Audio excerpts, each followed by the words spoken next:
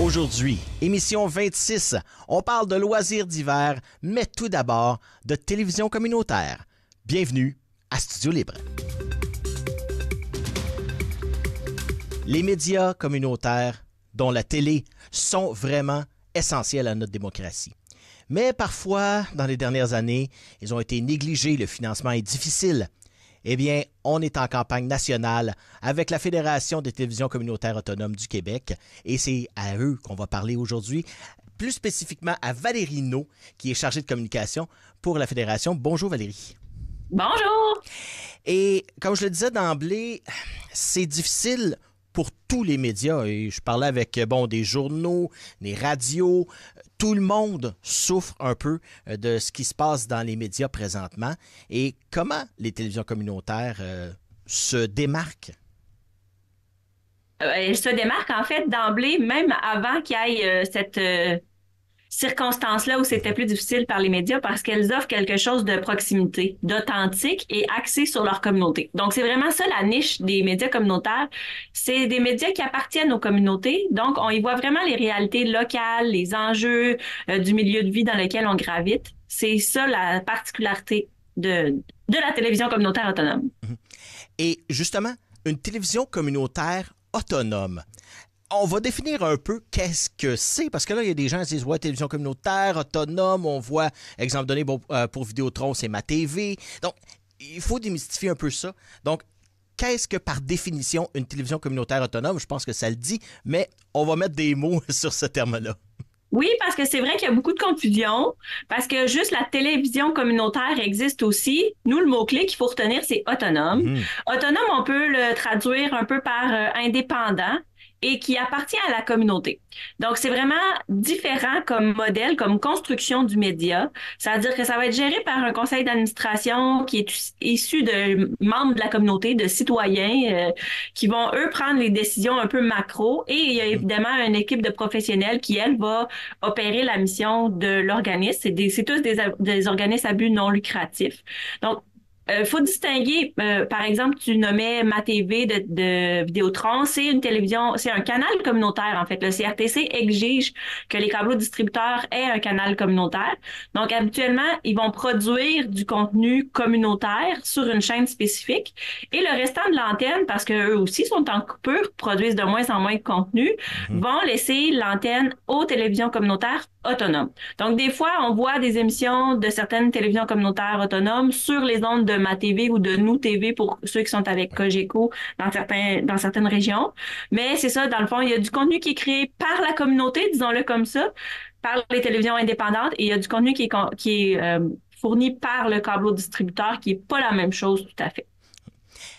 Et là, vous êtes en campagne nationale. On a vu les publicités, notamment sur nos ondes, un peu partout. Une très belle publicité. Et ironiquement, il faut dire, pour la petite histoire, la version avec une voix féminine, je ne sais pas s'il y a une version voix masculine, je ne l'ai pas entendue. On voulait à la base avoir les deux, mais finalement, on a concentré nos efforts sur celle de la belle voix d'Audrey. Et oui, c'est la voix d'Audrey Prudhomme, notre directrice générale. Et puis, c'est moi qui ai fait l'enregistrement ici, dans mon studio, comme si elle était une invitée à Studio Libre. Et puis, on a fait ça en genre 10 minutes, comme on dit dans le bon milieu, 3 takes, 3 prises. Ça a été très rapide, puis je pense en dedans de 15 minutes, je l'avais déjà envoyé. Puis je l'entends, puis c'est drôle parce que sa voix résonne à travers le Québec dans cette belle publicité-là. C'est tout à fait efficace. Effectivement, vous avez fait un très bon travail. Puis, mon Dieu, vous avez eu une primeur parce que, dans le fond, après ça, il a fallu animer cette voix-là par des images. Et c'est une graphiste qui nous a aidé à le faire. On est très contents. On s'en est servi sur YouTube, entre autres. Puis, dans le fond, on attend aussi 2 autres capsules, cette fois-ci humoristiques, fait par un humoriste là qu'on connaît qui s'appelle Daniel Grenier. Je peux le dévoiler maintenant parce qu'au départ de la campagne, je l'avais pas dévoilé. Mais ça s'en vient dans le mois de février, là, on devrait être capable de diffuser ça. Parce que les gens ont coupé le câble, donc en coupant le câble, ben souvent ont perdu cette télé communautaire-là parce qu'elle était disponible sur le câble et ne sachant pas, eh ben ils sont pas portés d'aller sur, par exemple, YouTube ou toutes les autres plateformes de vidéos en ligne. C'est quand même difficile aujourd'hui de se démarquer parce que on a le choix, là. Dans le temps, le câble était pas mal la seule façon d'écouter la télé. Aujourd'hui, juste avec les télévisions intelligentes, on a 150 applications pour se connecter, des abonnements ici et là, Netflix, Disney et compagnie.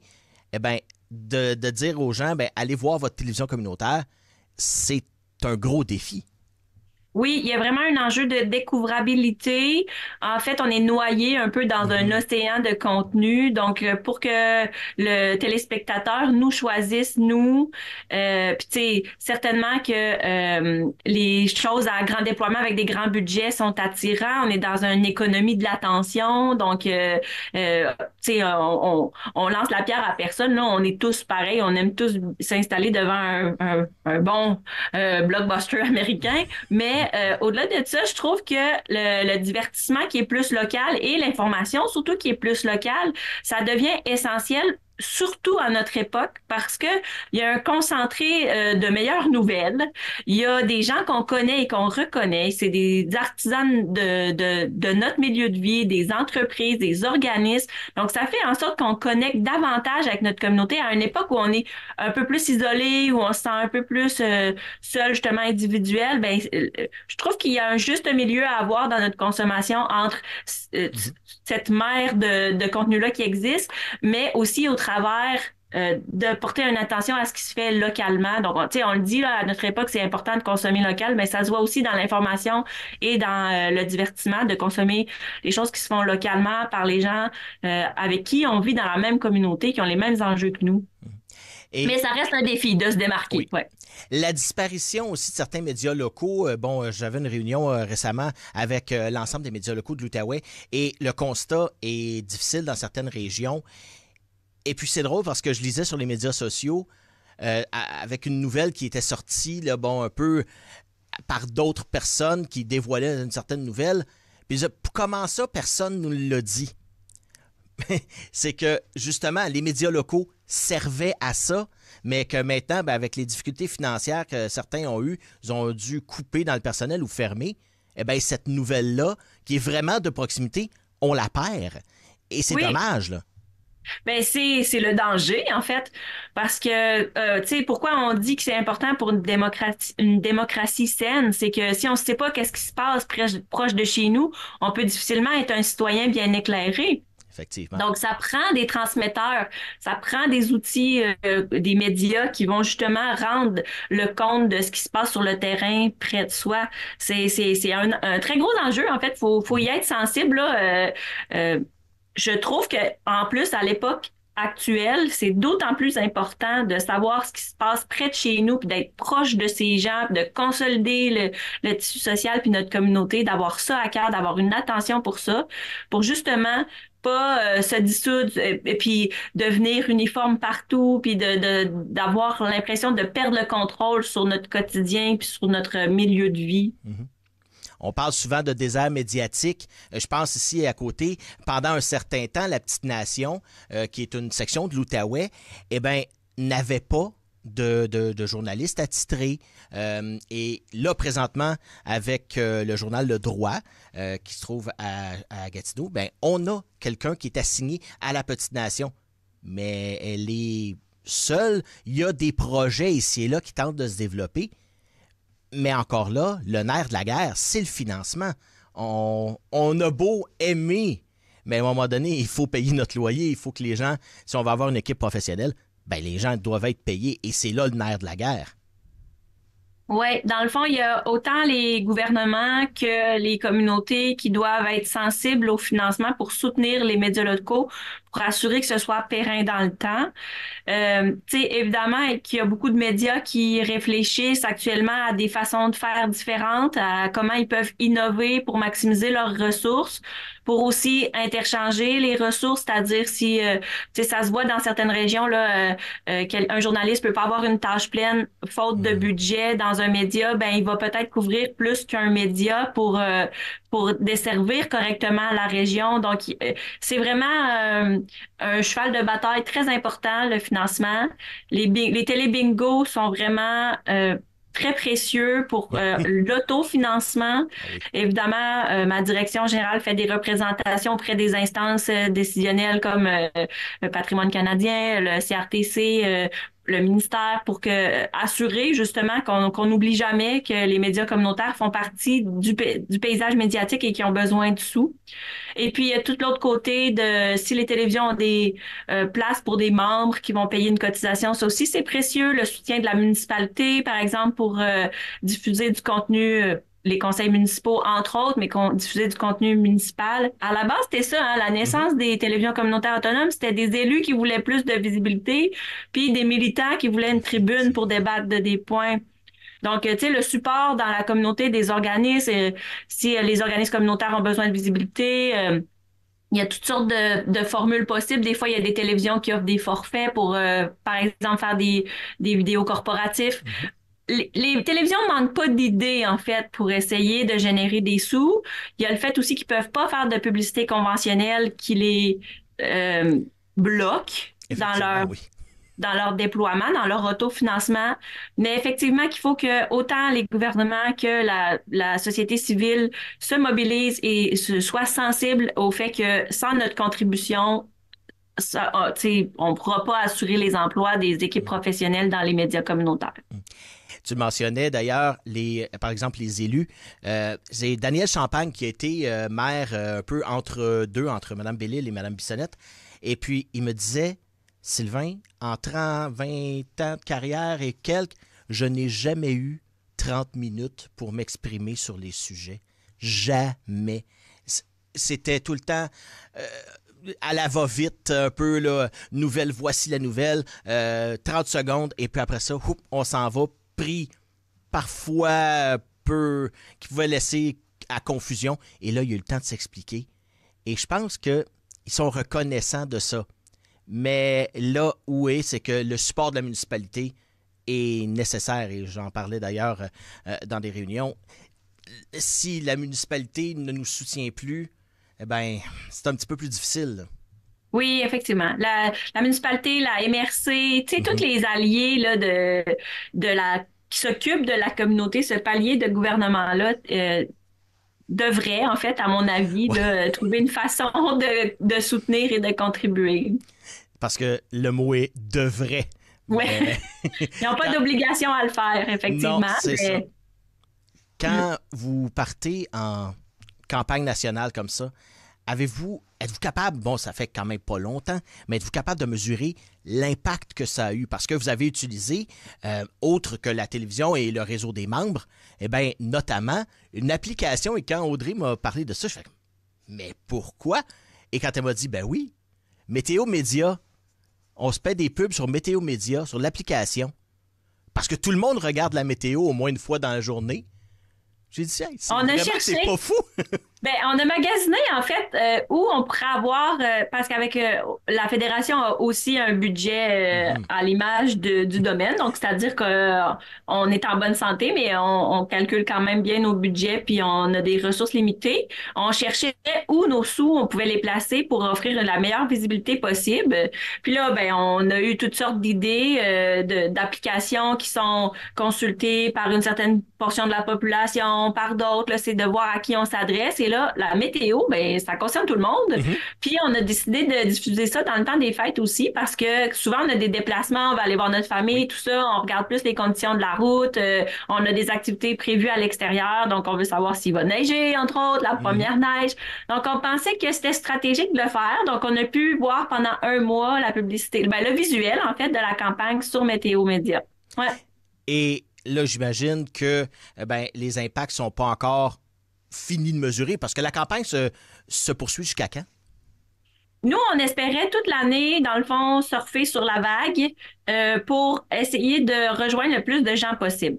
À Météo Média, on a fait un sprint d'un mois au démarrage de la campagne. On a voulu démarrer la campagne le 21 novembre parce que c'est la journée mondiale des télévisions qui est célébrée là, à travers le monde. Donc, on Bon trouvait ça timing. cohérent de le faire. Mm. C'est ça. Après, sur Météo Média, on n'a pas encore reçu le rapport de l'entreprise qui s'occupe de faire cette publicité-là, mais on a bien hâte de voir qu'est-ce que ça a eu comme visionnement et tout ça. Il y a des efforts qui sont mis sur notre page YouTube aussi.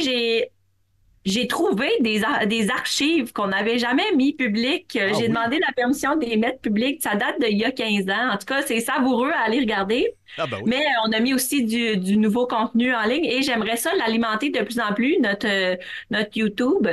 Puis c'est ça, dans le fond, à chaque mois, moi, j'écris un communiqué en lien avec la campagne nationale pour offrir la visibilité. Je l'envoie à tous les médias du Québec. Dans le fond, on a la chance d'avoir des membres qui couvrent tout le Québec, sauf 2 régions. Le nord du Québec n'est pas couvert et la Mauricie non plus, mais Mhm. proche de la Mauricie, le centre du Québec est bien Oui.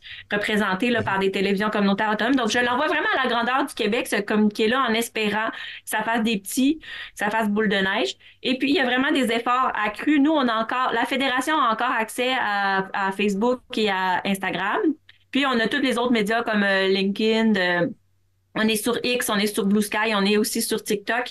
Donc, cette année, c'est vraiment une année où on met beaucoup, beaucoup d'énergie sur les communications avec le message de la campagne, en fait, qui est J'ose ma télé communautaire, soit pour s'y impliquer, soit pour consommer son contenu, soit pour suggérer ses idées, peu importe, là, pour la faire rayonner. Donc, J'ose ma télé communautaire, c'est vraiment le cœur le message de la Mhm. campagne nationale.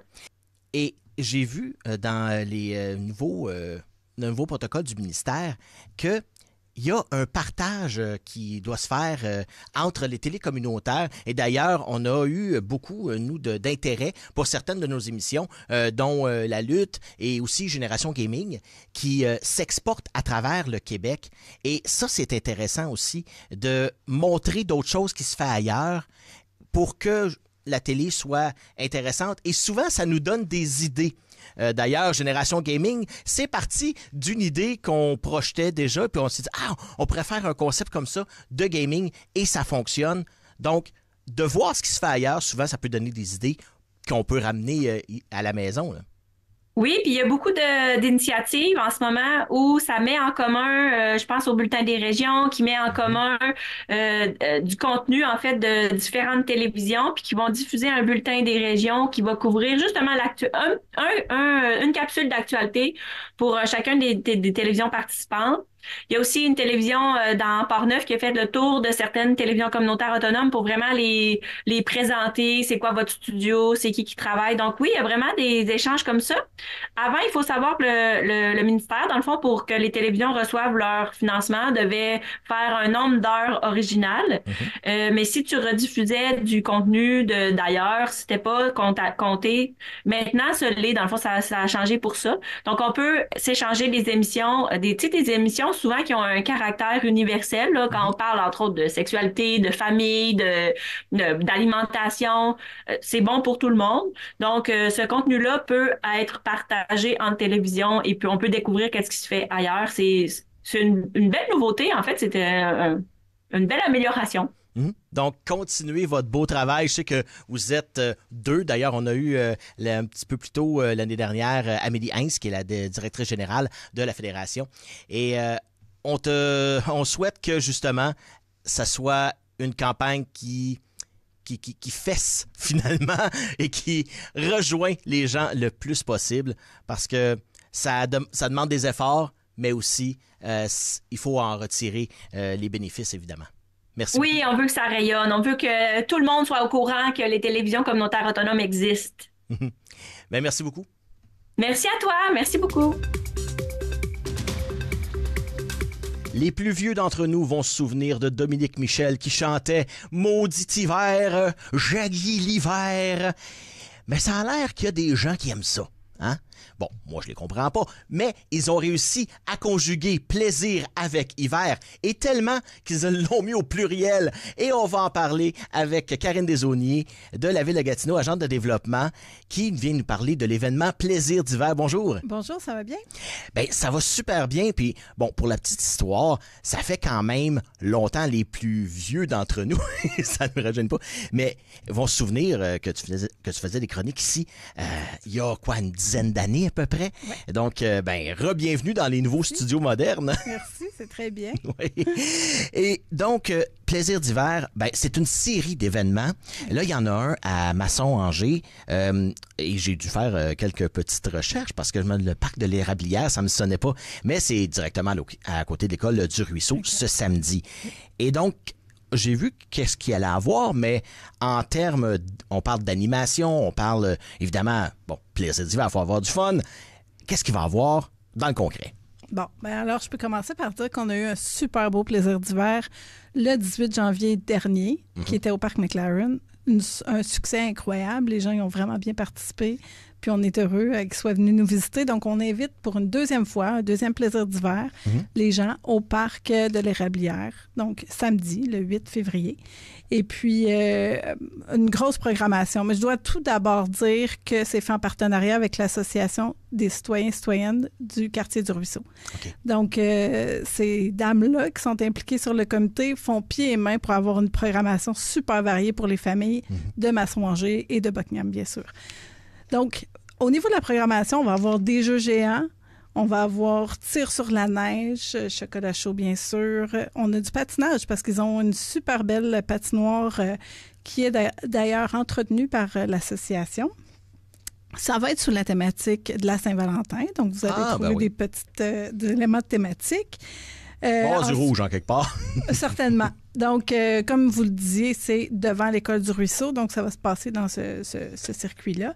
On aura du ski et des raquettes également après. Donc, il y a vraiment une grosse programmation, là. Exactement. C'est très varié. Puis là, on vous réserve des petites surprises aussi sur le site. Donc, on invite toutes les familles à venir à partir de 12h30, samedi, le 8 février. Puis ça va se prolonger jusqu'à 16h. On enregistre, on est jeudi et on le voit à l'extérieur, il y a de la neige. Comparativement à l'année passée, j'imagine que c'est beaucoup plus facile quand on a une météo de notre bord. Bon, même s'il fait froid, quand la météo nous amène de la neige, pas mal plus facile et aussi faire des patinoires. J'imagine que cette année, on s'est croisé les doigts, mais on a été bien servis. Exactement. Ça a été un super succès pour nos patinoires. Puis j'invite encore les gens à célébrer l'hiver, puis à patiner. Nous, on y va en famille le soir à la patinoire McLaren, si vous la connaissez. C'est un bel anneau de glace qu'on a sous le parc McLaren. On a l'Association du Ruisseau qui a une belle patinoire. On a plein d'endroits au niveau de la ville de Gatineau où il y a des patinoires parfois animées aussi, comme au parc McLaren. On a une patinoire animée de 13h à 16h tous les samedis. Donc, on invite les gens à venir nous visiter dans le cadre de Plaisir d'hiver. Et on a également les dimanches, la même heure, là, de 13h à 16h, une patinoire animée au parc Valpin dans le secteur de Masson-Angers. Donc, je dirais que c'est plus le quartier Angers du secteur de Masson-Angers. Donc, on invite les gens à venir nous visiter. Il va y avoir de l'animation et puis également de la musique pour patiner sur de la musique, justement. Les gens en demandent des activités parce qu'on le sait, l'hiver, on a tendance personnellement, j'ai tendance à être un peu plus dans mon cocon et hiberner un peu plus comme un ours. Mais il faut vraiment sortir pour ça que j'ai gêné, ça aide. Exact. Ça aide faut aussi faire du sport, même en hiver. On a une super belle saison. Il faut vraiment profiter. Il faut profiter, célébrer notre nordicité parce que ça fait partie de nos caractéristiques québécoises. Donc, nous, on veut que les gens sortent. On veut que les gens fréquentent les patinoires pour que celles-ci puissent rester dans le futur. Donc, moi, j'invite vraiment les familles à venir nous rencontrer, à voir les patinoires, comment c'est intéressant de sortir en famille, de passer de joyeux après-midi sur nos différents sites. Donc, n'hésitez pas à venir nous voir pendant la saison hivernale. Puis, c'est sûr que, en faisant du sport, on dégage un peu de chaleur. Avec un bon manteau, le froid, on l'oublie à un moment donné quand on a du plaisir. Les gens, comment ils répondent? Je sais que on en demande, les gens répondent, mais comment vous avez, au-delà de la statistique, les commentaires? En fait, si je peux m'exprimer à propos du dernier Plaisir d'hiver qu'on a eu le 18 janvier dernier, on a vraiment eu une réponse incroyable. Puis les gens sont restés longtemps sur le site. Donc, ils ont vraiment profité de notre site. Je pense que ça leur donne des occasions justement de sortir. Les enfants ont besoin d'être en plein air. Donc, ce sont des activités de plein air qui sont peu coûteuses, qui sont gratuites. Donc, on invite les familles à le faire et à en profiter, bien sûr, les hivers, parce que c'est vraiment une saison magnifique si on en profite puis si on va jouer dehors. Vous avez mentionné aussi les comités. Et les comités de personnes qui, j'imagine c'est bénévole. Et l'implication, il faut qu'elle se renouvelle à un moment donné. Donc, est-ce qu'il y a du monde qui s'implique de plus en plus, que les gens qui sont déjà bénévoles vont réussir à en attirer d'autres? Bien, je suis certaine qu'elle serait très heureuse d'accueillir d'autres bénévoles dans leur organisme et aussi de l'aide pendant l'événement. Donc, l'association du quartier du Ruisseau, c'est portée par des mères de famille très impliquées, très dévouées. Elles reçoivent un financement de la Ville de Gatineau pour offrir des activités, mais tout le temps et l'énergie qu'elles mettent là, dans leurs activités, vous pouvez suivre leur programmation, notamment sur Facebook. Mais elles ont vraiment une belle programmation variée. Donc, nous, on est très heureux et on les remercie pour toute leur implication bénévole. Qu'est-ce que ça donne à notre communauté? C'est que ça leur permet de se rassembler, de se rencontrer. Ça anime nos milieux. Donc, on est vraiment heureux de leur implication. Et comme on dit, on n'est jamais mieux servi que par soi-même si on veut avoir des belles activités. Et la Ville est là pour épauler les gens. Exact. Et on a peut-être tendance à dire, la Ville s'occupe de ça. Puis d'ailleurs, il y avait une campagne, qu'est-ce que la Ville s'occupe et qu'est-ce que la Ville ne s'occupe pas? Et quand les gens vont vous voir, vous dire, hey, on forme un comité, on aimerait ça avoir telle chose.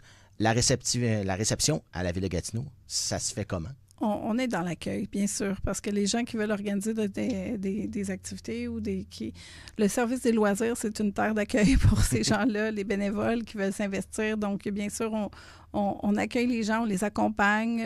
On a une offre de subvention, mais c'est offert aux organismes. Donc, bien sûr, on est présent là, pour animer le milieu. Nous, on est sur le terrain nous-mêmes, comme agent de développement ou comme service, mais on est aussi en accompagnement aux gens, aux citoyens, aux bénévoles qui sont impliqués dans des organismes communautaires.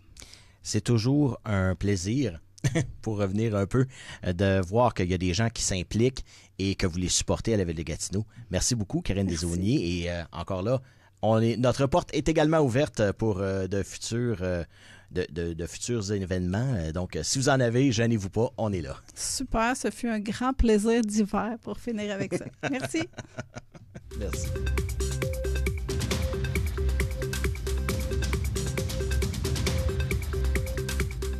Merci beaucoup d'avoir été des nôtres pour cette édition numéro 26 de Studio Libre. J'aimerais remercier mes invités d'aujourd'hui. Tout d'abord, Karine Desaulniers, agente de développement à la Ville de Gatineau, et aussi Valérie Hinault, chargée de communication pour la Fédération des télévisions communautaires autonomes du Québec. Je vous rappelle que nos émissions sont disponibles sur notre chaîne YouTube et nous avons également notre groupe Facebook TVC Basse-Lièvre en parenthèse officielle, auquel vous pouvez vous abonner pour suivre la TVC au quotidien. Moi, je vous souhaite une bonne journée et on se retrouve une prochaine pour un autre Studio Libre.